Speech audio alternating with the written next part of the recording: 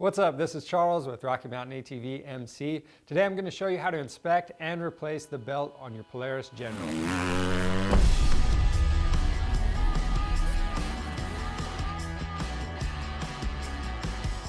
The purpose of the drive belt is to transfer the engine power to the transmission, and because that belt is transferring all that power, it's under a lot of stress and it's going to wear out over time. That's why it's important to get in there and make those inspections and replace the belt at the recommended intervals. Now on this machine, Polaris recommends doing this check at every 50 hours, 500 miles, or every 6 months, whichever comes first. And if you do these inspections, it's going to help prevent any issues while you're out on the trail. So this machine we're working on, it's a 2017 Polaris General, but this procedure is actually going to be similar for all of the current Polaris Generals. Just make sure you refer to your model-specific service manual for more information and specs. So let's go ahead and get into this. To do this job, we have our Tusk Flex Drive clutch cover removal tool. That's going to help us get that cover off easy. And then we also have this SLP belt removing tool, but it also works for clutch compression. It's kind of a handy thing to have. If you don't have it, you can use this tool that comes in the toolkit on your machine. This one's just a little bit easier to use. Then you'll need rubber gloves, safety glasses, and some rags. We also have contact cleaner, and you may or may not need a new belt, but it's always a good idea to have a spare. All right, to start things out, we've already got our bed raised, and then we're going to take this Tusk clutch cover removal tool. This thing makes the job a lot easier because it gets into the hard to reach areas for the clutch cover.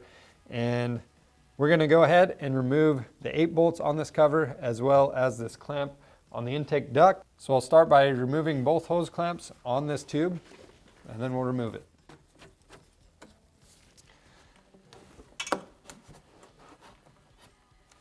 Moving on to the clutch cover, we have 8 bolts that we're going to remove from it. This bolt right here is an example of why this tool is handy. Just lets me bend around that shock.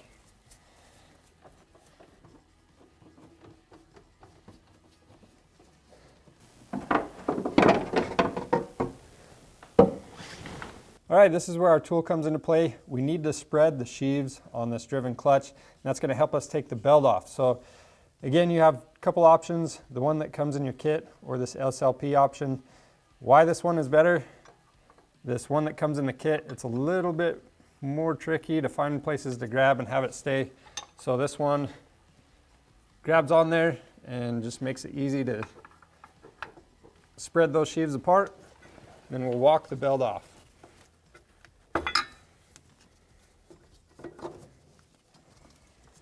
All right, once you have this belt off, it's a good idea to note the orientation of it so you can get it put back on in the same way if you're going to reuse it. So ours is oriented in a way that we can read the letters and numbers. And to inspect this, what you'll do, you want to check any cracks on this belt on the back side as well as down in between the cogs. It can get cracked in there. And then you'll be looking for any fraying or cords coming off of this, and then also any uneven wear or glazing on it. A lot of times these will get uneven wear in certain spots, and then you're definitely going to want to replace that. And same thing, if you have any missing cogs or visible damage to this belt, you want to replace it. And if you have any questions whether or not your belt is good or not, you can compare it to a new belt, and if it looks way different, then you know it's bad and needs to be replaced. But if it does look pretty similar and looks like it's in good condition, then you can go ahead and rerun it. And that's what we're going to do. We're actually going to reuse this belt. Looked okay. So what we're going to do is clean out our clutches with some compressed air and then put this back together.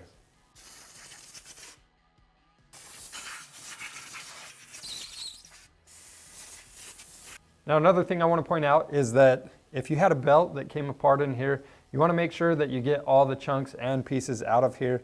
And don't forget to check the vents for any debris and remove anything that got in there as well. All right, now that we've blown the dust from the clutches, what I'm going to do is use some contact cleaner and a rag and clean any dust off of the inner and outer covers. But another thing might be a good idea while you're in here to inspect these clutches. We have a separate video on how to do that if you need to know how to work on those. So be sure to check that out, but for now we'll just go ahead and clean this up. Now that we have everything cleaned up, we're going to go ahead and reinstall that belt. So we need to spread the sheaves again. We'll insert our clutch spreading tool.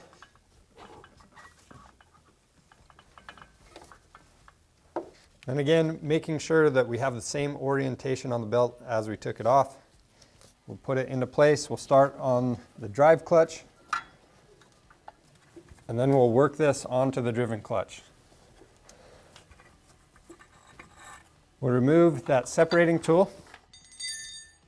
And then we're going to rotate the driven clutch 5 to 7 times. And what that's going to do is bring the belt all the way to the top of those sheaves on the driven clutch. If you don't do this, it's kind of like starting in a high gear, and you can actually damage or burn the clutch or burn that belt.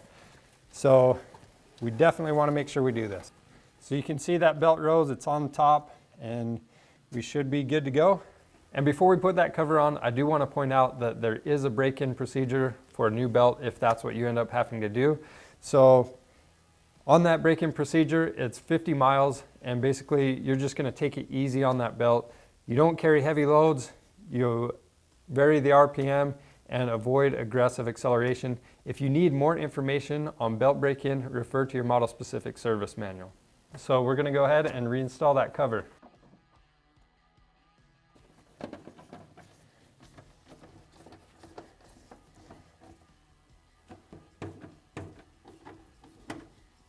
All right, once the cover's on, we'll reinstall our ducting and tighten the hose clamps down, and we're good to go.